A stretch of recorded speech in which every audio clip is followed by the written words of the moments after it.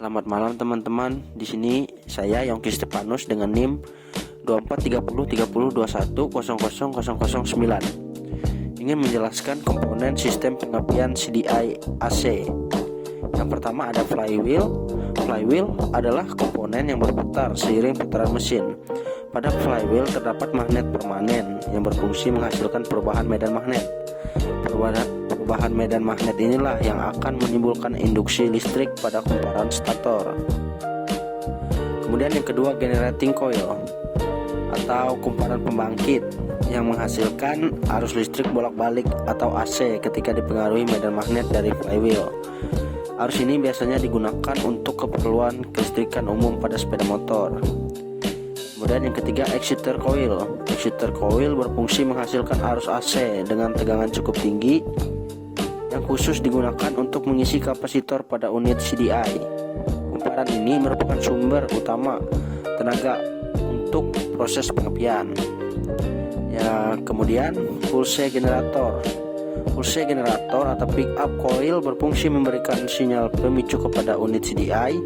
Sinyal ini dikirim ketika tonjolan pada flywheel melewati sensor dan digunakan sebagai penentu waktu tepat pengapian atau ignition timing.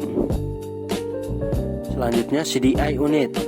Di dalam unit CDI terdapat beberapa komponen penting seperti dioda, kapasitor, ignition timing control circuit, resistor atau SCR.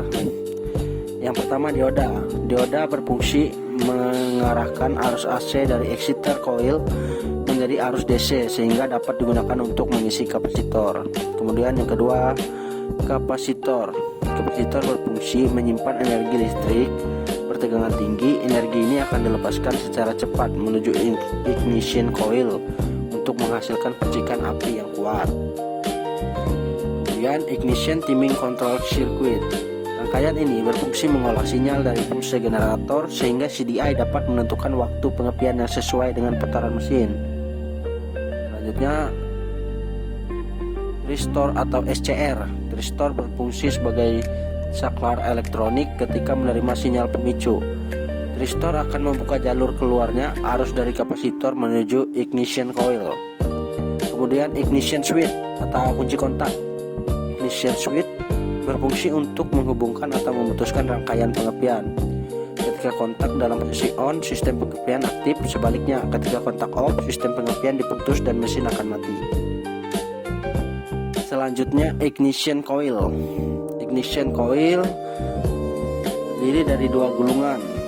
Yang pertama itu primary coil atau kumparan primer. Yang kedua, secondary coil, kumparan sekunder. Primary coil, kumparan primer, menerima lonjakan arus bertegangan tinggi dari kapasitor CDI melalui tristor.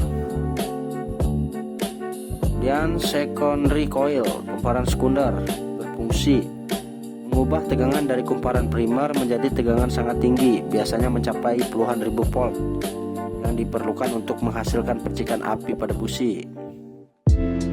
Kemudian yang terakhir ini ada ignition flux atau sering pada umumnya itu busi.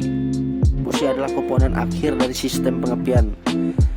Dari seluruhnya tadi itu busi sistem akhir dari pengapian. Tegangan tinggi yang diterima dari ignition coil akan menghasilkan loncatan bunga api pada elektroda busi sehingga membakar campuran udara dan bahan bakar di dalam ruang bakar mesin sehingga bisa menghidupkan mesin. Begitu teman-teman. Mohon maaf jika masih kurang lengkap. Terima kasih. Bye bye.